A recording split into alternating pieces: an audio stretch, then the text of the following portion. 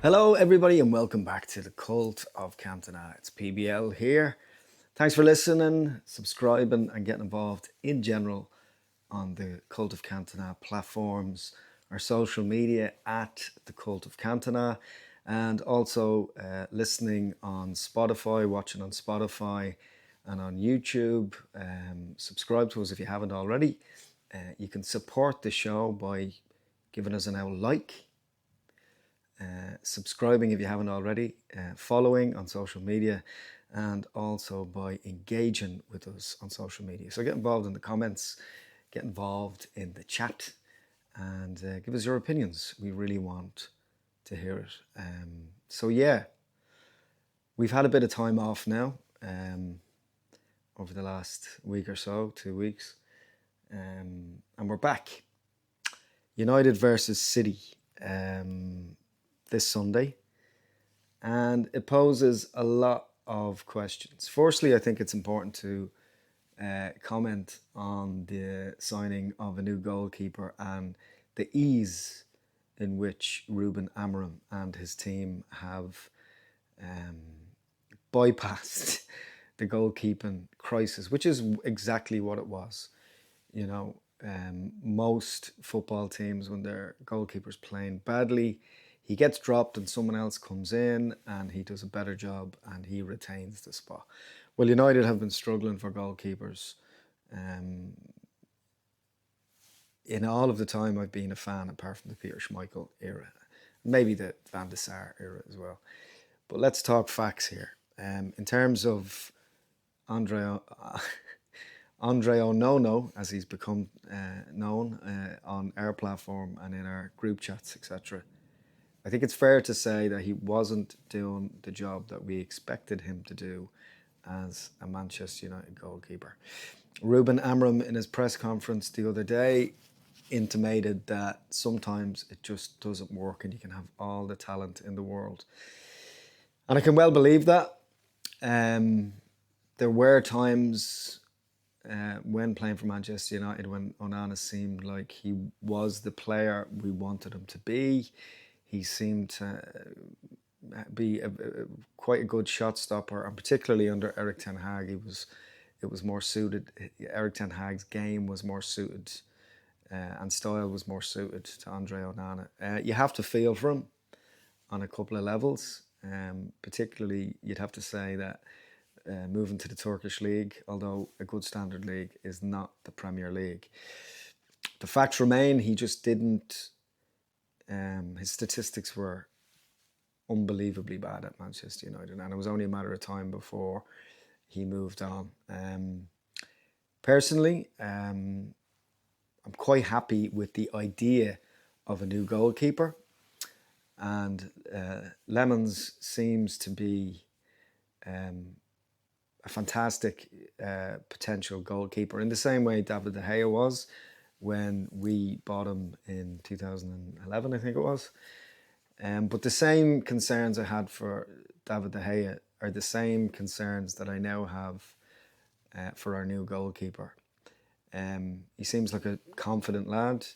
He seems older than his years. His stats in the Belgian league are really solid. Again, that's a concern with the going up a level, playing in the Premier League for Man United, and he will be tested in ways on a weekly basis that he hasn't been tested before.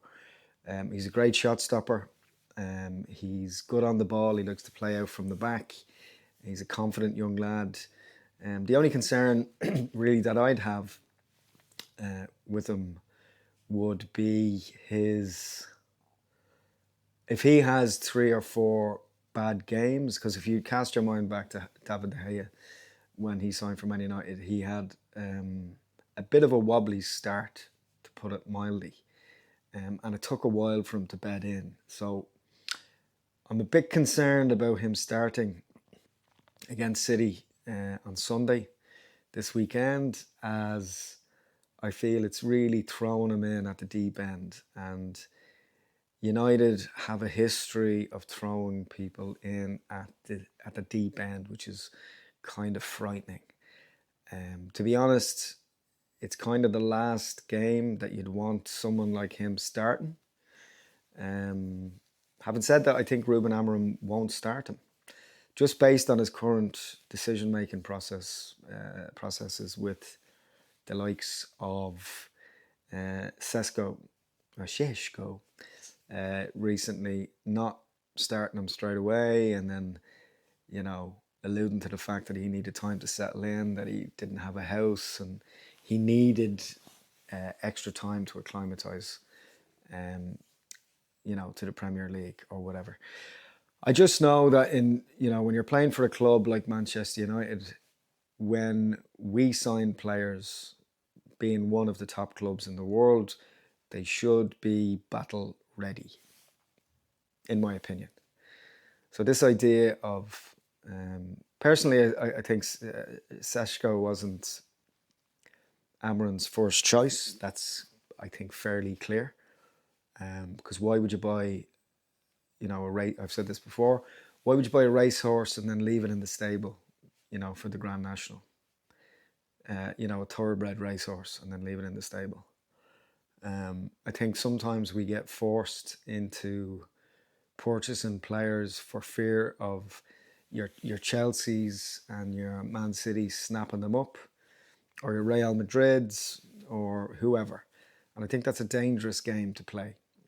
So I'm a little concerned about not his ability, not Jens Lammens' ability, but more so the unnecessary pressure of which we seem to be putting on young players coming through. He's 23 years of age. He's his whole career ahead of him. We could have him in the sticks for the next 10 or 12 years. It really depends on his mentality, his focus, and how he's been doing in training this week. But I'd put him straight in and see what he's made of, which is, I think by a lot of you fans will agree with me, which is the United way. So yeah, Onana out, Lammens in, Lammens. I'd have to say that there was a huge part of me that was hoping that we'd get the Emi Martinez transfer over the line, mainly just because he's a safe pair of hands. He is, he's a total shithouser of a goalkeeper, and I felt as if that's what United need right now, is someone coming in, just marshalling the defence, good shot stopper, experienced. In a perfect world, we would have got rid of Bayindir and Onana and bought Martinez to start, and our new goalkeeper then to be integrated into the team slowly. But I'm not the manager. What do you think about some of the points that are raised there and brought up so far? So what do we know about the Man City starting lineup, and who's in and who's out, and who's available and who's not? It seems clear that Mason Mount is injured, because he's always injured, and that's what he does. Which was disappointing, because it did seem as if he was finding his feet. It did seem as if he was acclimatising well to the new system. So it's disappointing that he's out. I'm sure he'll be back in a couple of weeks. There was talk of Matheus Cunha coming back in and being ready for the Man City game, but unfortunately that hasn't come to pass. I think that's a blow for us. It's disappointing, because he is, what a player he really is. Maybe Šeško needs a game like this. Maybe he needs to be tested against the very best to stand up and be counted. I think he's potentially a phenomenal striker, but I do see parallels with the Rasmus Højlund thing, which again is unfair of Manchester United to put someone in there and put the brunt and the weight of responsibility of leading the line at Man United on a young person's shoulders. It's a confidence game. Football is a confidence game. And when a player is not playing well and there's too much pressure on him. Look at Rasmus Højlund. Now, I wouldn't be surprised now, and fair play to him for getting a great move to Napoli. He'd be under a great manager, and I'm delighted he went out on loan with an option to buy, but I'm delighted that he went out on loan, because there's always the potential, if he has a great season, to come back next year and fight for his place if he plays well. So his future at Napoli is firmly in his own hands. So you'd have to say, on a level, very disappointed to see him leave, but equally, go and prove people wrong. Score 20, 25 goals this season, set Serie A on fire, and be so good that you can't be ignored. And, they love the kid. You can tell the players love the kid. You can tell that, they were sad to see him go.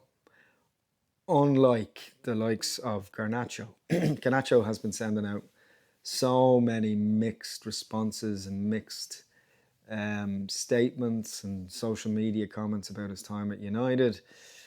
I was a bit surprised that Paddy Dorgu put out a bit of a sideswipe type tweet about Garnacho. I can understand where he's coming from. It's well deserved. I think it's always dangerous when your family or people close to you interfere in your professional life in any capacity. I think his brother should take a break from social media before he does further damage to his career. And did you see his brother? His brother is a ringer for him. He could literally be. They're like twins, the two of them. Look, Garnacho, he has an attitude problem. And what I've learned, even in some of the other things that I do professionally, that particularly when we're younger, looking back, everybody has regrets. But Garnacho's most recent statement that he put out was that United are the biggest club, or a really big club, and he's sorry it didn't work out. He knows in his heart of hearts that he kind of badly messed up there. He did mess up. I think that because Garnacho is so obsessed with Ronaldo and Ronaldo's legacy and copying his celebrations, I think that Garnacho is struggling for an identity. And I'm concerned he won't find that at Chelsea. If he's not careful, he's very dangerously going to be compared to the likes of Gabriel Oberton and Januzaj and these players that looked amazing for short periods of time playing for Man United, and then it all fell apart. So I think he needs to get his head down. He needs to stop posting videos and photographs from the gym, and he needs to realise that, if he wants to resurrect his career, you'd like to see him do well, because strange things happen in football. I mean, you look at Mark Hughes leaving Man United and coming back, these things can happen and do happen. I mean, how incredible would it be that Garnacho goes off and plays really well for Chelsea? Obviously doesn't win the league or trophies, because that would be shit. But, the notion is that he goes off, plays really well in that Chelsea team. Who knows? And then maybe at some point comes back to the club when he's doing really well in the future. Although some people say, he should never go back. The Ronaldo case in point with United as well. But again, if you're to look at the statistics with Ronaldo when he played for United second time round, he was top goal scorer. His stats didn't change, United's did. It was a mentality issue, I think, more so than anything else. And again, fundamentally, the problems that we seem to have had over the last, 13, 14 years is the management and the running of the football club and the business decisions upstairs. We seem to be getting a lot right this year so far. I mean, granted, the first couple of results haven't exactly fallen our way, but if you're to let's look at some real positives in the team going forward. Brian Mbeumo seems to be the player that Manchester United have been looking for the last 5 years. He is incredibly determined, hard-working, resilient, dedicated, passionate. And when he said that he wanted to come and play for the club, I really believed that. I really believed that about Cunha as well. There were flashes in those first few games where they looked like they could be an almost telepathic Cole and York type partnership that could cause some serious damage to any team in the Premier League. You know, the cup defeat in the Carabao Cup was embarrassing for everybody, I think. But, you know, the sun can shine on a dog's arse some days. So, you know, it's one of the most, if not the most famous cup upset in the history of English football. But you'd have to say that, you know, these things happen. Things just don't click sometimes. The pressure of the club, which we continually talk about, is overwhelming. It's immense. It's not easy playing for a club like Manchester United. But I think that Amorim himself has said that he was signing players of mentality, of character this time. And I think that warriors almost. So I think that what he's done this time is very calculatedly, you know, set out his stall with his team upstairs, Wilcox and Barada, and they've got the type of players who have good character, who want to play for the biggest club in the world, for, you know, Man United. You know, they do have an association with the club. The fact that both of them had chances, theoretically, in Mbeumo, actually, it's the way he says it himself, Brian Mbeumo. You know, both of those players could have played for Spurs. They could have played for, you know, any top 4 team. They could have waltzed into any top 4 team, or any of the English teams that are in the Champions League or in Europe. But they decided to sign for Manchester United because they see the potential in where this project is going. But overall, with the Man City game coming up, I think that, look, City are not playing incredibly, albeit Haaland having a great international break. You know, these things run in stages, especially with Pep Guardiola. He's a bad game or two and everyone's like, it's the fall of Pep, and then he goes on a run for 15, 20 games of drawing and winning, and they're like, no, absolutely not, he's incredible. So look,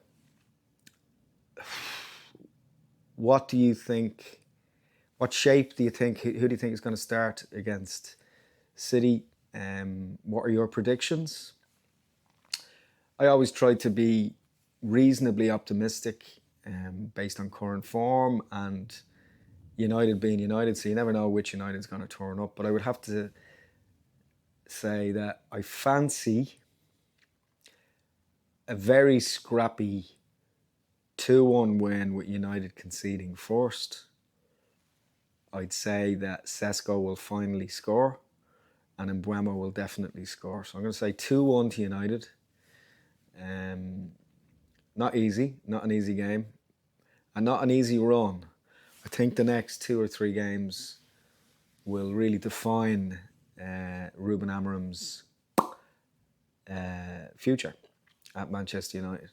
I think that he is a very decent man, and if you've noticed in his pressers over the last couple of games, he seems to have he's holding his cards a little bit closer to his chest, which I think is a wise thing to do. You don't need to tell everybody, you know, what temperature you wash your underwear every single week. He needs to keep some things indoors. I think we will be galvanised by, you know, the international break.